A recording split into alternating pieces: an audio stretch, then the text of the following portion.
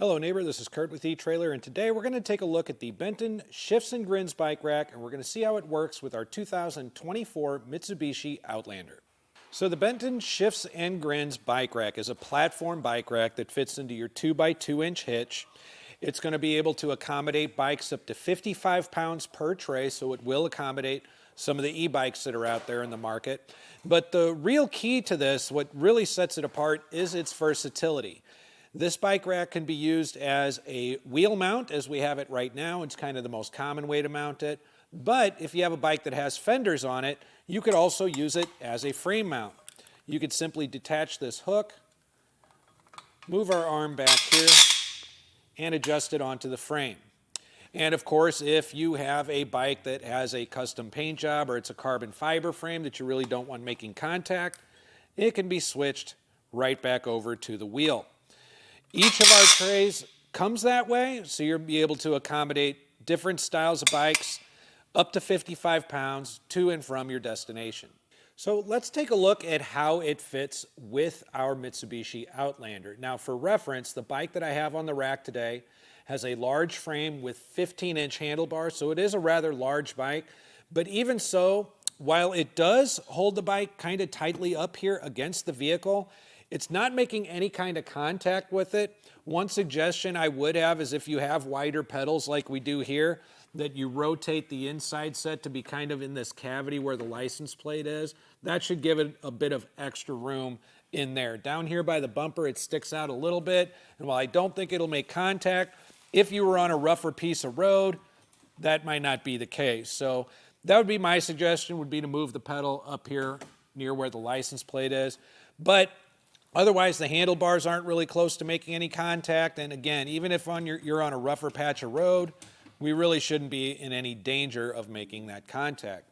Now, like any platform bike rack though, we are going to have some visual obstructions here in the back. For one, it does hold the bike up high enough that you are going to see some of it coming out of your rear window. Your taillights are going to end up being partially blocked, so other drivers out on the road, you just need to be aware that they may not be able to see your signals as well. You're going to have a partial obstruction of your license plate as well as your rear view camera. So it is very important to understand just what kind of footprint this is leaving behind your bumper. So from the bumper to the furthest point on our rack, we are at about 29 3/4 inches, so we'll just call it 30 inches. So bear that in mind. You got about 2.5 feet extra back here that you're going to have to account for when you're backing into a tighter space or trying to parallel park.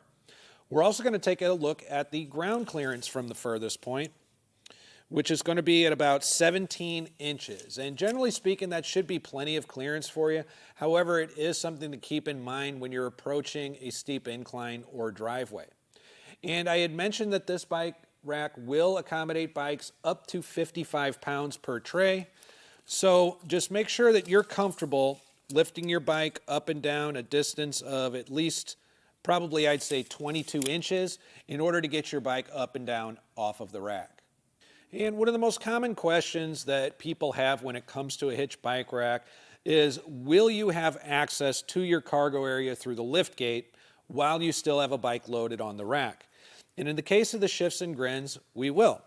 We have a tilt-away feature here that's operated through this button on the end of our rack. So I'm going to brace the bike, push in that button, and lower it away from the back of the vehicle. Now we can come around, open our lift gate, and we're going to end up with full access in and out of our cargo area. So now we can get in and out, change our equipment, grab our helmet, swap shoes, more water, whatever it might be. Or maybe on the way home from the trail, you just need to stop and grab some groceries or something like that. Now you can get in and out of this cargo area without actually removing the bike from the rack.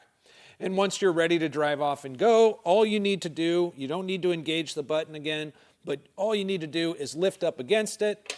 You'll hear that loud click and the button will pop back out. And now you're locked in the up position and you're ready to drive. Getting your bike on and off the rack is a really simple process. There are 3 points of contact. You have a padded wheel strap on each of your wheels, and we have this arm and hook mechanism as well. So removing the bike, I'm going to go ahead and detach the rear wheel strap first by depressing this tab and lifting the strap up and out through the spokes. I'm going to do the same process over here on the front wheel.